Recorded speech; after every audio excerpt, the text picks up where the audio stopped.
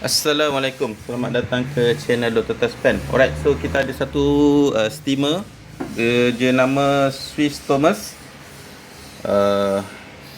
Model lama. Untuk model ni, customer beritahu saya dia tak panas. Alright. So bila kita checkkan, kita kena buka buka kabel bawah dia ni. Okey, kita pusing belakang. Oh, panas. Saya baru lepas test. Okey, untuk ni kita ada satu power board. Okey, power board controller.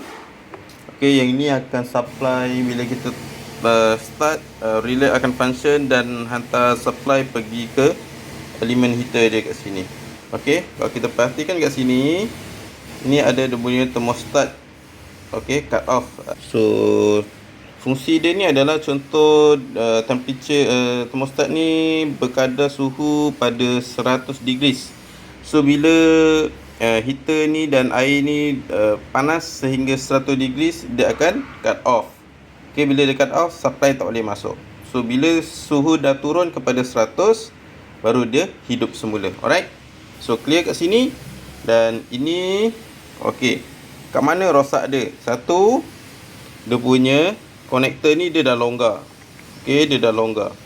So satu, dia touching dengan tak touching. Okey, tu satu. Kita kemaskan balik.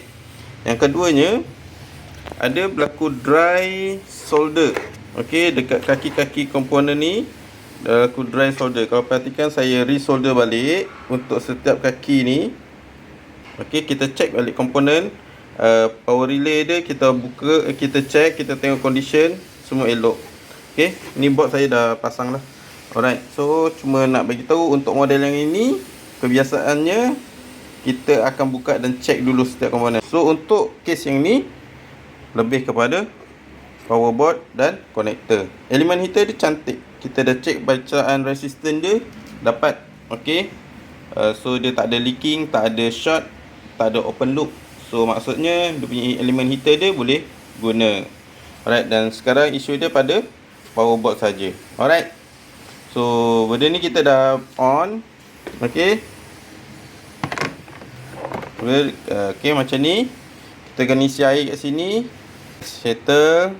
Pada asalnya bila kita nak on start tu, dia tak ada tindak balas pada elemen heater dia ni. So kat sini kita tekan turn start. So dia set pada 20 minit. Alright. Sekarang ni dalam keadaan 20 minit. So kita boleh pilih kat sini. Ada banyak. Okey, ni boleh adjust. Okey.